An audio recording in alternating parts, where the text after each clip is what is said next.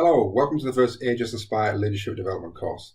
This session is about understanding your strengths and finding your own style as a leader. Now, all of our sessions are going to be delivered in a flipped learning style. So what that means is this is a pre-session learning video, and the best way to get the most out of it is to make sure you watch this video prior to you attending the face-to-face session.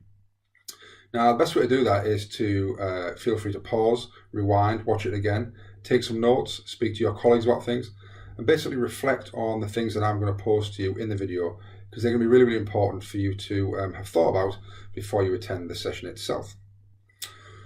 So, three things we're going to look at in the video, three main areas. The first one is an honest reflection of you as a current member of staff, as a potential leader, and your own personal characteristics. The second section is to think about where you want to be as a leader, the type of role that you are looking for, either as a middle leader or as a senior leader. And the third thing is then to look at actually plugging your gaps and how we're going to make sure that we plug all of those areas so that we can be successful as a leader. So let's dive into the first one then, an honest reflection. I think as teachers and leaders, we are very critical of our own weaknesses, and we're also sometimes quite modest about our strengths. And this is about actually taking the time between now and the face-to-face session to think about your own strengths, your own personal strengths really, as a teacher, as a leader, and as a human being. And start to think about, well, what are they, and where would they fit in terms of different leadership roles? So it may be that you decide that you are extremely patient, extremely organised, you've got good communication skills, etc., etc. It might also help for you to speak to someone about that and get some input, whether it's someone close to you in terms of family, whether it's a colleague. And I think the really important thing here is about it's an honest reflection. And this should be seen as a safe activity, one that you keep to yourself if need be. But then also looking at your development points or your weaknesses, however you want to call them. And again, being very, very honest and thinking, what are the areas that I don't like to do as a teacher, as a leader, as a human being? What are the things that I know I need to work on?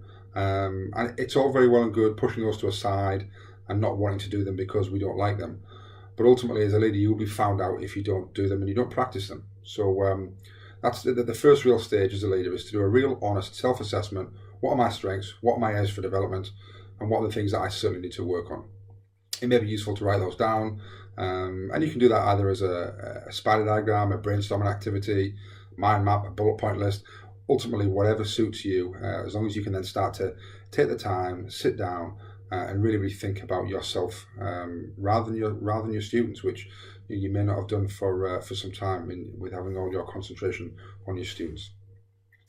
Okay, number two, and this is about really understanding what role you want to go into in the future. Now, you may be watching this as an aspiring middle leader, looking to go into middle leadership in either head of department, head of subject, a pastoral role, head of year leader, but also you might be already a middle leader looking to move into senior leadership. And again, there are lots and lots of different roles in senior leadership, from curriculum to timetabling, to student outcomes, behaviour, teaching and learning, safeguarding. So many different areas. And I think it's very important then to actually take the time to actually look at those roles and not just think you think you know what they're going to be like and think you know what you would need to be successful in that role, but to actually take some time to speak to people in your school who are currently doing those roles to find out exactly what is needed, and then start to really understand, actually, is that a role that I would like to do? And secondly, is that a role that I feel I'm capable of doing based on the assessment we've just talked about, that strengths and weaknesses assessment in terms of what you've got and where you could be. So very important, understand, not necessarily I am going to do this one role, but just starting to look at those roles and think about where you might want to be and do you fit the mold. And number three, thirdly and lastly, it's looking at then plugging those gaps. So we've looked at the strengths and weaknesses assessment. We know what our weaknesses are. We're now starting to look at the different types of roles that we might want to do. We feel we can fill the shoes of. And then looking at, right, well, what do I need and where's my shortfalls? And certainly then starting to look at how can I plug those gaps? And you can start to think about how you might do that. What are those gaps? What are the main areas that you need to potentially look at and get better at over the next few weeks, months and years, depending on your kind of plan of when you are looking to move into one of these roles. And in the session itself, we'll look to start to commit to something to paper in terms of how we can start to plug those gaps and forming a little bit of an action plan in terms of what we're actually going to do.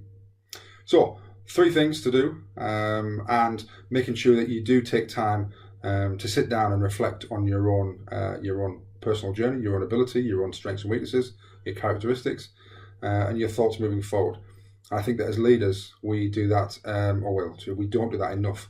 We spend lots and lots of time teacher training, classroom-based activities, pedagogy, yet seldom do we spend as much time on leadership as we should do, hence the need for this course. So a bit of me time needed in terms of your own development, and if you feel free to bring some notes with you to the session, and it'll be really, really good to interact with other people from different schools at the session and start to talk about really how we're all going to move forward as leaders, in our own respective schools. So looking forward to seeing you at the session itself.